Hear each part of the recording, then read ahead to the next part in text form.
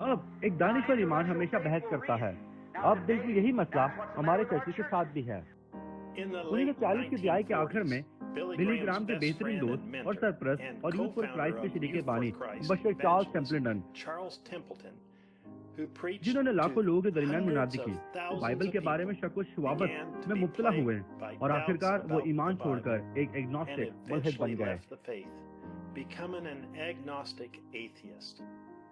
Mister ٹیمپلٹن کلام کے خلاف انسانی بحث اور سائنس کی وجہ سے خدا کا کلام قبول نہ کر پائے. وہ کلام کو سادگی سے ایمان کے وسیلہ حاصل کر سکتے تھے. اگر مسٹر چارلس ٹیمپلٹن جیسے برینہم کی صرف ایک عبادت میں بیٹھ جاتے تو ہو سکتا تھا کہ وہ یسوع مسیح کی طاقت کو اپنی آنکھوں کے سامنے ظاہر ہوتا دیکھ کر بدل گئے ہوتے اگر اس نے سنا ہوتا. میں گزشتہ رات دلائل کے بارے میں بات کرنے کی کوشش کر رہا تھا. صرف یہ نہیں بلکہ جب کوئی بھی چیز خدا کے کلام کے خلاف دلائل دیتی ہے، میرا مطلب دلیل سے نہیں بلکہ کسی بھی دلائل سے، کیونکہ پولس نے لوگوں کے ساتھ بحث کی تھی. اور آج مسئلہ یہ ہے کہ لوگ ہر اس چیز کو لے لیتے ہیں جو ان کے سامنے آتی ہے اور اس کا معائنہ کلام سے نہیں کرتے. لیکن جب یہ چیز خدا کے کلام کے خلاف دلیل دیتی ہے تو پھر اس سے دور رہیں، کیونکہ یہ پھر دشمن ہے، سمجھے. لیکن جب اس کی دلیل خدا کے کلام سے ہوتی ہے تو پھر یہ خدا ہی ہوتا ہے. دیکھیں یہ بالکل درست ہے، بس یہ دلائل ہیں. اسی لیے ہمیں کلام کی دلیل پر ایمان رکھنا چاہیے اور ایمان رکھنا چاہیے کہ کلام ہی سچا ہے. اب آپ سائنسی طور پر کلام کو ثابت نہیں کر سکتے، کیونکہ اگر اور آپ ایسا کبھی نہیں کر پائیں گے کیونکہ سائنس کے خلاف ہے. اگر سائنسی طور پر ثابت کیا جا سکتا ہے تو پھر پیچھے باقی ایمان نہیں بچتا ہے. سمجھے، آپ کو ایمان رکھنے کی ضرورت ہے اور ایمان سائنسی ثبوتوں کے خلاف ہے. پر اسی لیے آپ کو ایمان رکھنا چاہیے نہ کہ ثابت کرنا چاہیے. اس پر ایمان رکھیں، یہی وہ آئیڈیا ہے.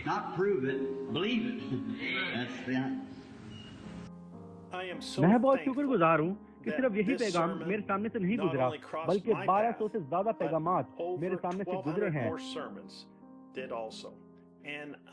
یہ آب حیات کی چٹان میں سے لامحدود پر حامی ہے.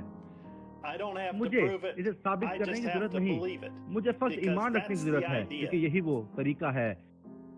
میں نے ابھی تک عقاب اکٹھے ہو رہے کا لیٹر کو نہیں پڑھا ہے تاکہ دیکھ سکوں کہ آیا وہ ٹھیک ہے یا نہیں، کیونکہ میرا ایمان پہلے ہی ہے کہ وہ ہر بات جو پیغمبر ولیم میرن برینہم نے ٹیپ پر کہی ہے وہ سچی ہے. میں بہت خوش ہوں کہ بردر جوزف برینہم کو پیپر پیغامات سے اتنا حوصلہ ملا ہے کہ وہ آپ کی اور میری الیکٹرس کے ذریعے ہر ہفتے ہی حوصلہ افزائی کرتا ہے تاہم ایمان رکھیں اور مکاشفہ کے وسیلہ اس کو سمجھیں کہ ہر بات جو نبی نے ٹیپ پر کہی ہے وہ خداوند یوں فرماتا ہے. پوری دنیا کے شاگرد جو دلہن کا حصہ ہے وہ بالکل اسی طرح ہی محسوس کرتا ہے اور میں بھی بالکل ایسا ہی محسوس کرتا ہوں. تو بخیر آج ہفتے کا دن 3 جنوری ہے.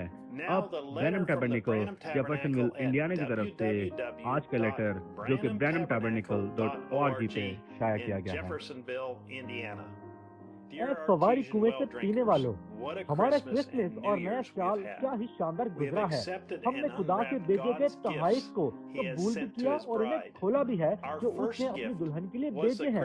ہمارا پہلا تحفہ کرسمس کا سب سے عظیم تحفہ تھا جو کہ لپٹا ہوا تھا.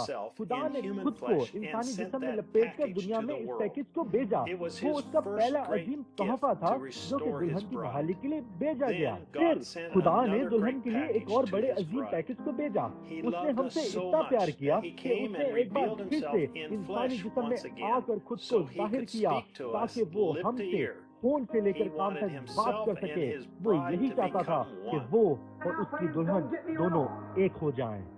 اور اب دوستو مجھے غلط مت سمجھے، مجھے یہ بات دلی آجی سے کہنے دیں یہ جانتے ہوئے کہ میں ابدیت سے جڑا ہوا شخص ہوں جس کو کسی روز عدالت کے سامنے کھڑے ہونا ہے. بس ہزاروں لوگ اپنے تحفے کو کھو چکے ہیں، سمجھے. وہ اسے سمجھ نہیں سکتے. وہ دیکھتے ہیں اور کہتے ہیں او یہ تو صرف ایک آدمی ہے. یہ بالکل سچ ہے. کیا وہ خدا تھا یا پھر موسیٰ جس نے لوگ غلامی میں سے نکالا؟ وہ خدا تھا جو کہ موسیٰ میں تھا.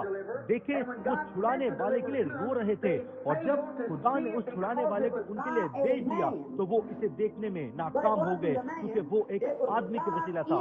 لیکن وہ آدمی نہیں تھا، وہ خدا تھا جو उस आदमी में था। आज एक बार फिर से हजारों लोग अपने तोहफे को खो चुके हैं और कहते हैं आपको टेप सुनने की जरूरत नहीं है।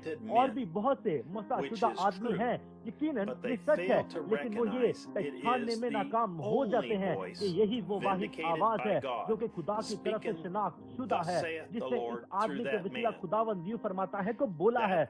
ये आवाज खुदा का उरीम और तमीम है, ये आज के जमाने का एब्सोल्यूट है। जब हम टेप पर उसकी आवाज को सुनते हैं तो हम हकीकी तौर पर ही खुदा के फवारी कुएं से पी रहे होते हैं, जिसको किसी धक्के की, किसी खिंचाव की, किसी जोड़ की, किसी सहारे की जरूरत नहीं होती।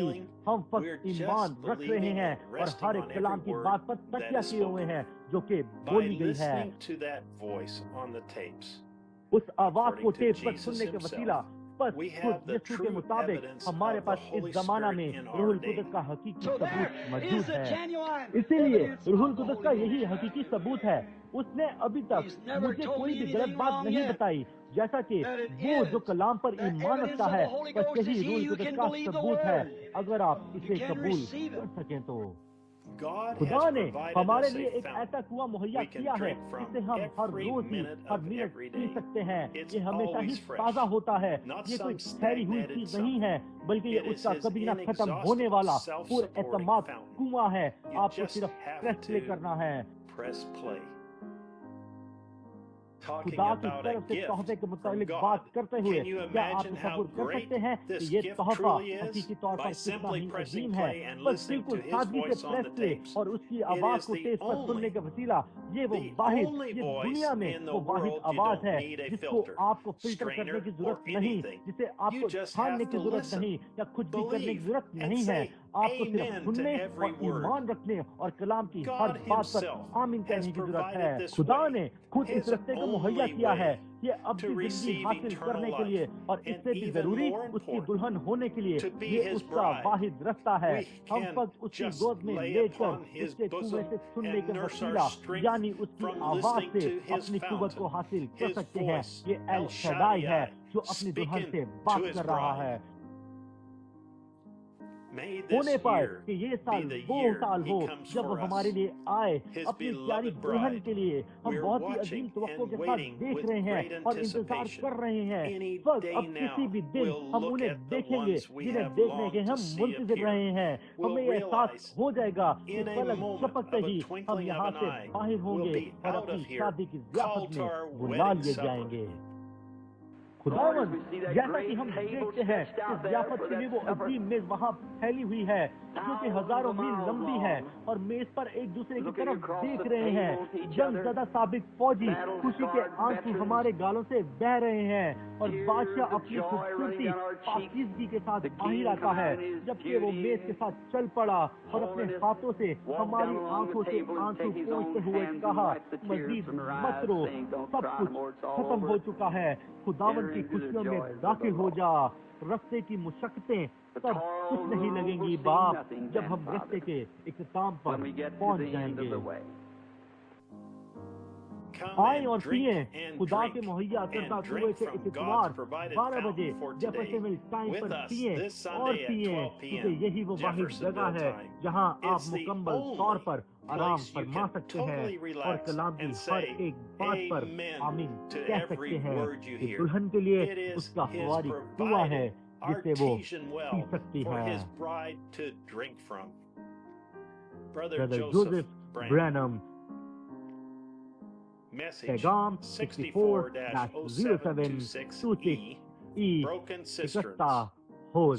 कलाम से पहले पढ़ने के लिए हवाला जात ज़बूर उसका 36वां बाब और 9वीं आयत, यर्मिया उसका दूसरा बाब 12 और 13 आयत, मुकद्दस यूहन्ना उसका 3 बाब और 16वीं आयत, पांचवा उसका 13 बाब।